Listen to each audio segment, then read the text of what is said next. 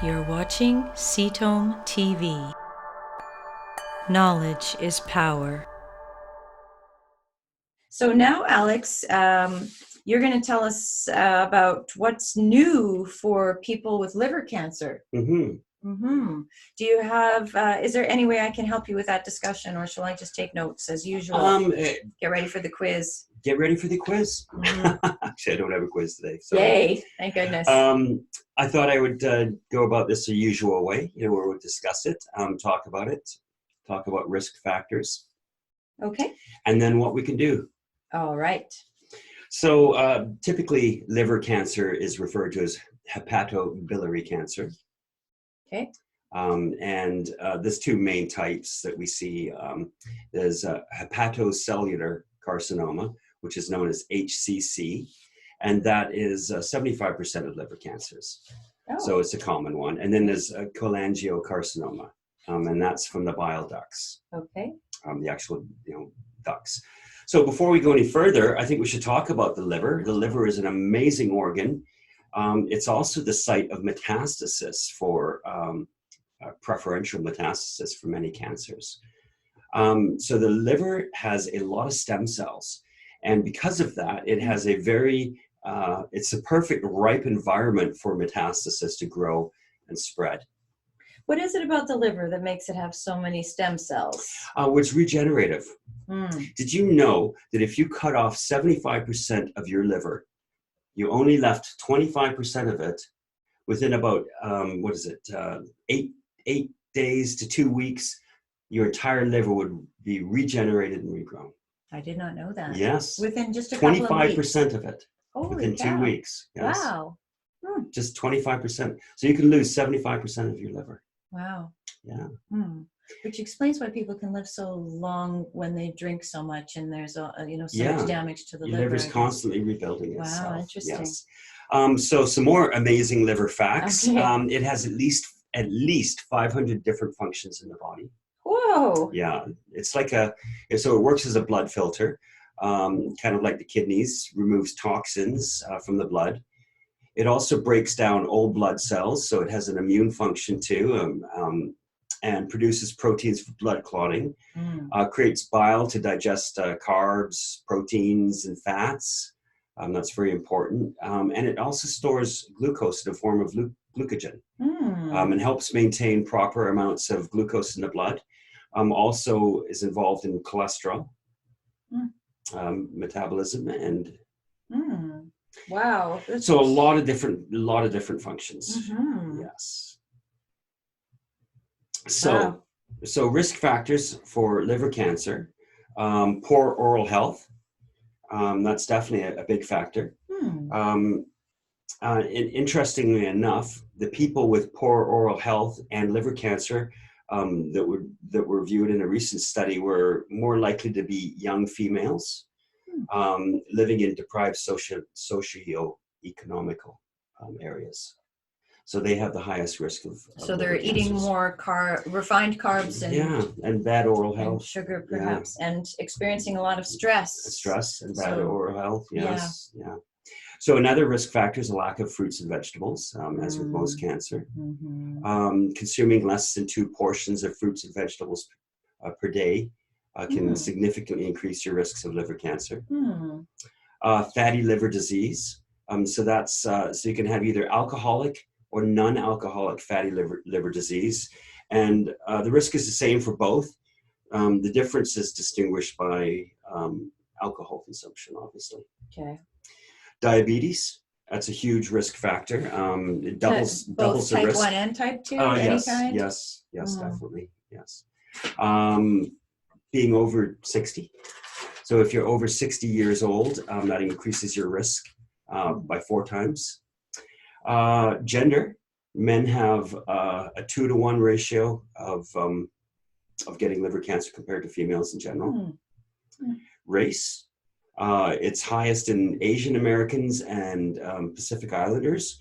It's lowest in white Americans, believe it or not.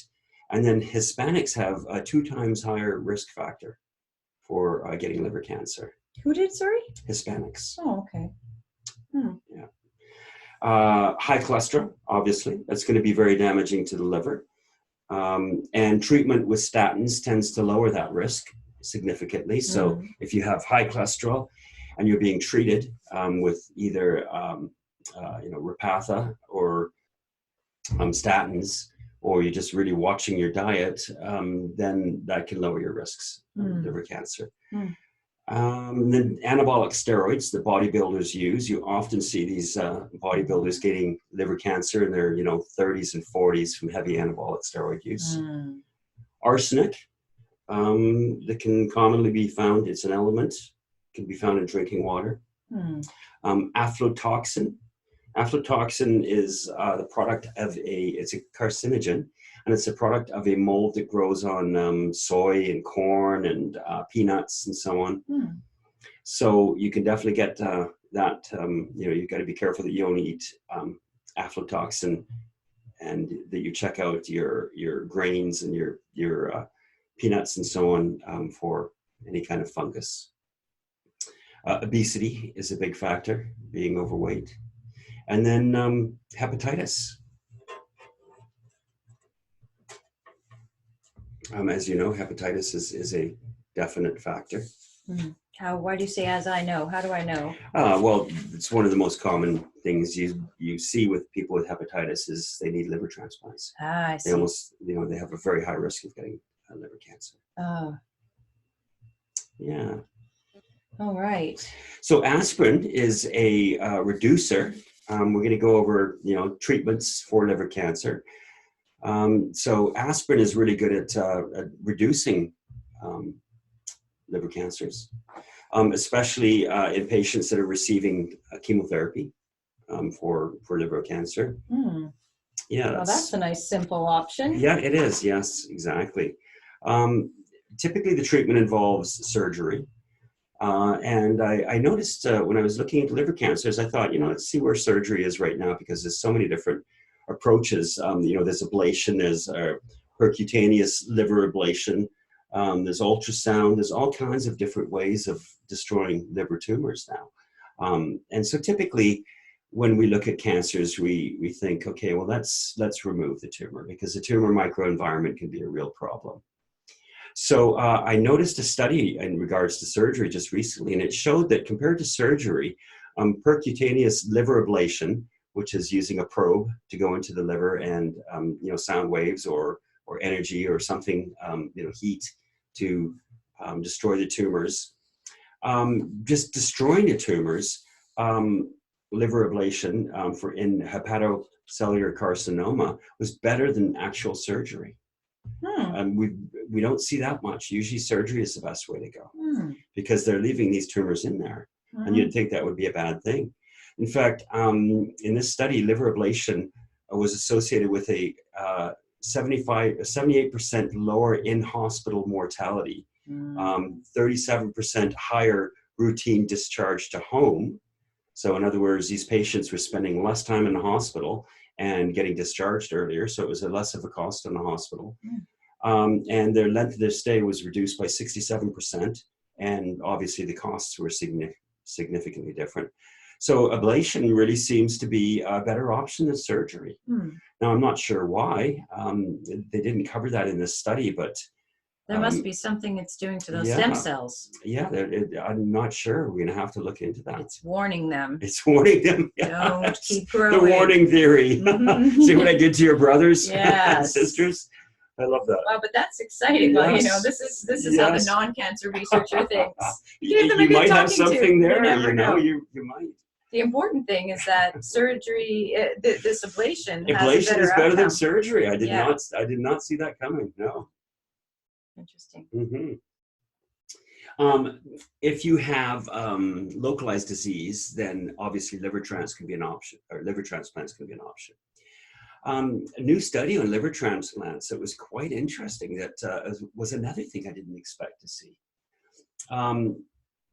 So you have race-matched donors and unrace-matched donors. So let's say an African-American man has liver cancer. Most of the time, their donor is going to be from a white American. And so there was a recent study that looked at survival rates of a race-matched donor for a liver.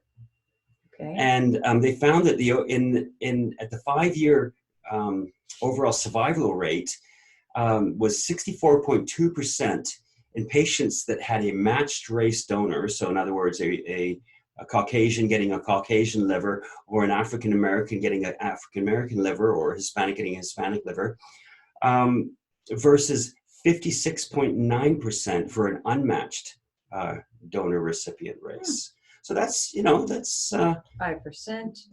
7-ish. Yeah, 7-8%.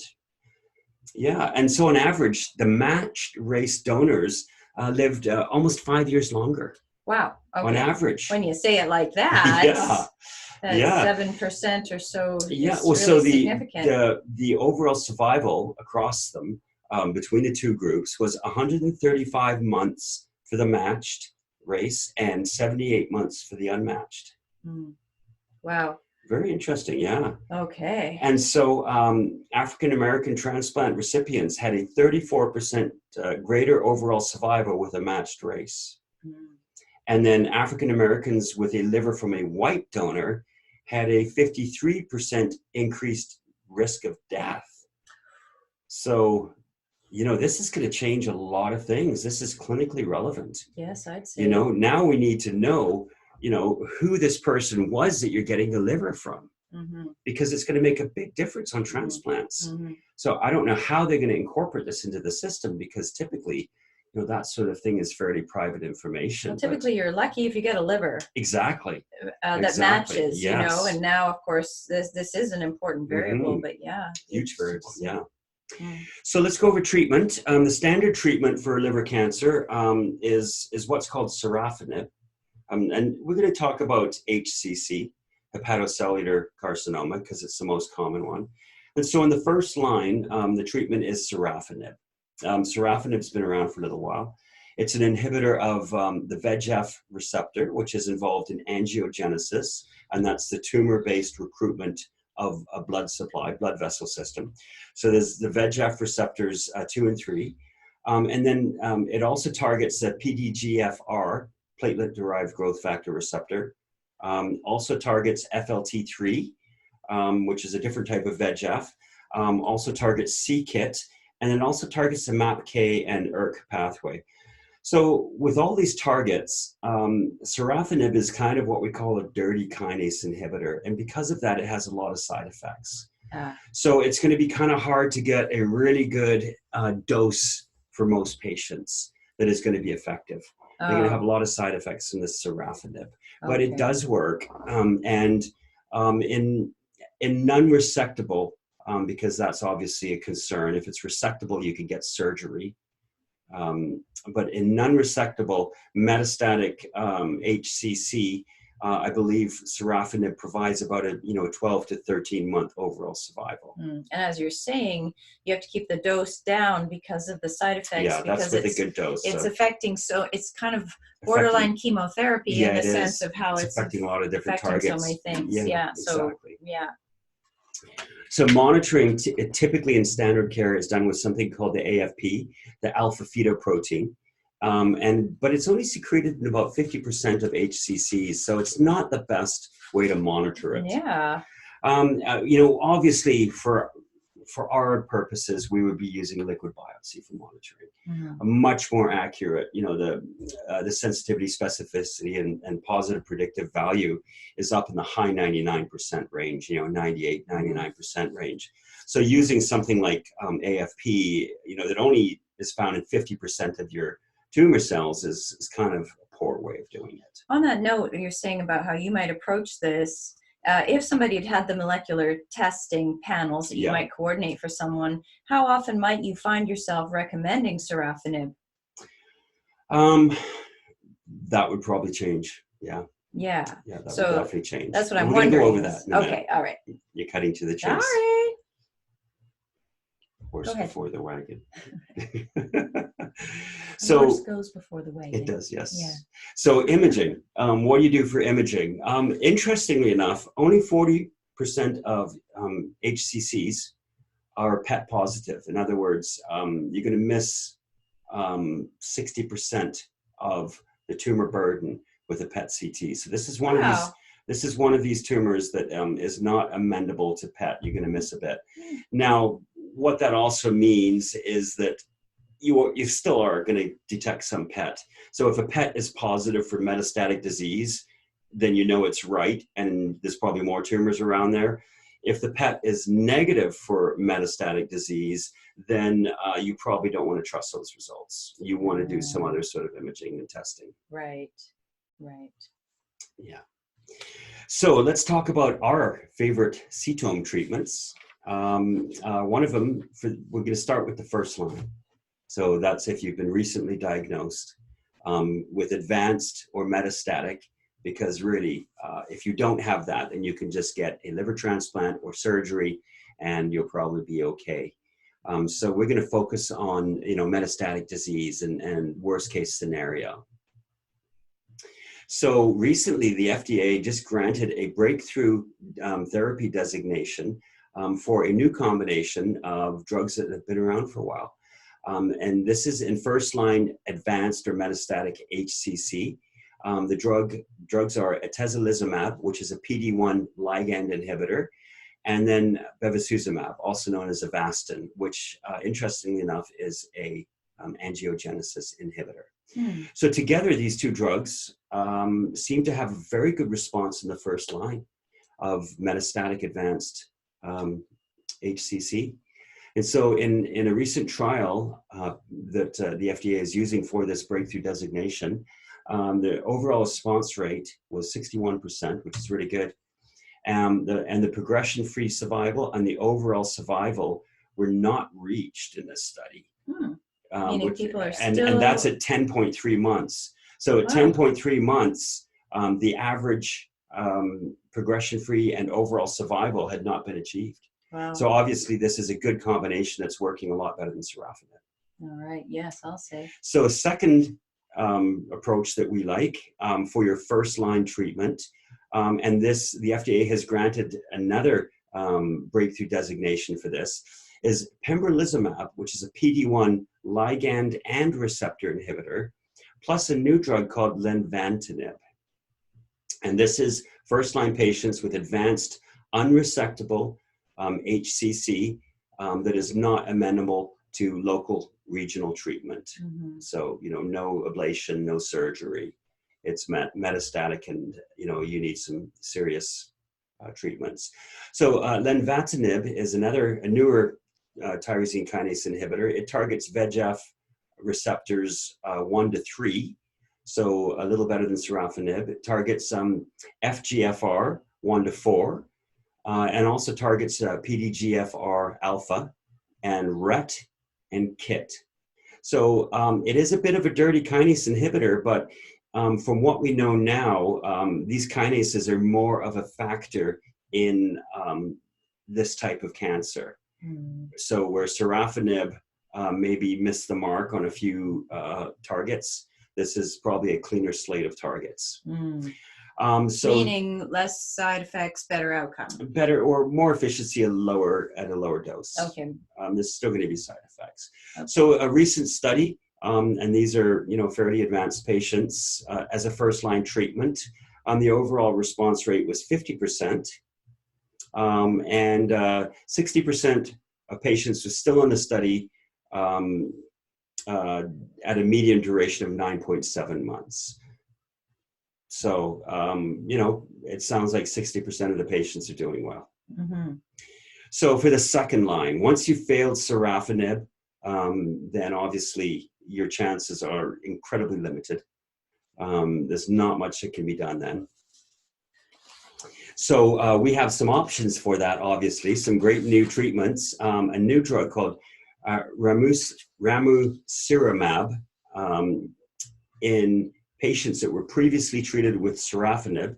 So in other words, once they failed sorafenib, HCC patients, and they have a increased alpha fetoprotein level. And so what they did was they compared this to placebo. So in other words, you're getting ramucirumab or nothing. So obviously the placebo is not going to be very good.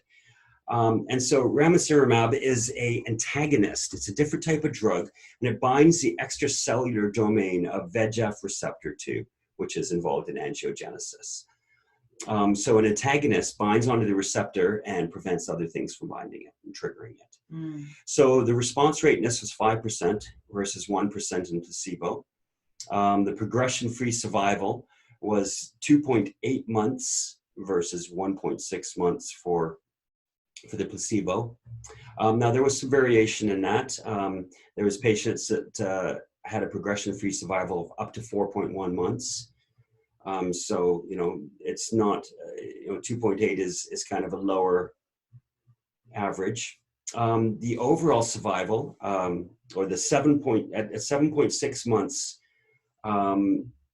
the overall survival was 8.5 months for the ramucirumab versus 7.3 for the placebo. Now, the highest patient in this case was 10.6 months. So 10.6 months on a single agent drug after you failed sorafenib and you have fairly advanced disease and bad prognostic features such as increased alpha fetoprotein is, it's a start. It's almost a year. So, it's getting somewhere. So another one, the FDA has recently approved a drug called cabozantinib, and this is also for previously treated hepatocarcinoma. Same sort of study where they took these patients that had been previously treated on sorafenib and had failed and didn't have a lot of options. And so they did this single agent drug plus or versus placebo.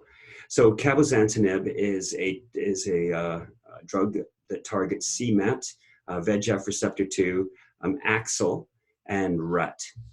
And so the overall response rate in this particular study was 4% versus 0.4% for the placebo. So, no response in the placebo, obviously. Progression-free survival is a little longer. It's 5.2 months versus 1.9 for the placebo. And the overall survival was 10.2 months versus 8. So it's not surprising that the FDA has approved it. Obviously, there's good reason for that. So I see, obviously, this is going to be a drug that could probably be combined with other agents like immunotherapy and so on. Immunotherapy seems to be quite significant in HCC, even in the second line. And then one final study is pembrolizumab, PD-1 ligand and receptor inhibitor. And this is in patients that have been previously treated with sorafenib. So in this study, the overall response rate was 17%, which is really good. Very sick patients, metastatic disease. And the response duration ranged from 3.1 to 16.7 months. So, that's getting up there. How come we didn't lead with that one? No doubt. That's a goodie. That's a goodie. So that's the PD-L1 inhibitor. Yeah, pembrolizumab, that's been around forever. All right. So the progression-free survival in this study was 89%. 89% at 6 months or longer. And the progression-free survival was 56% at 12 months or longer. Oh. So patients are living, right.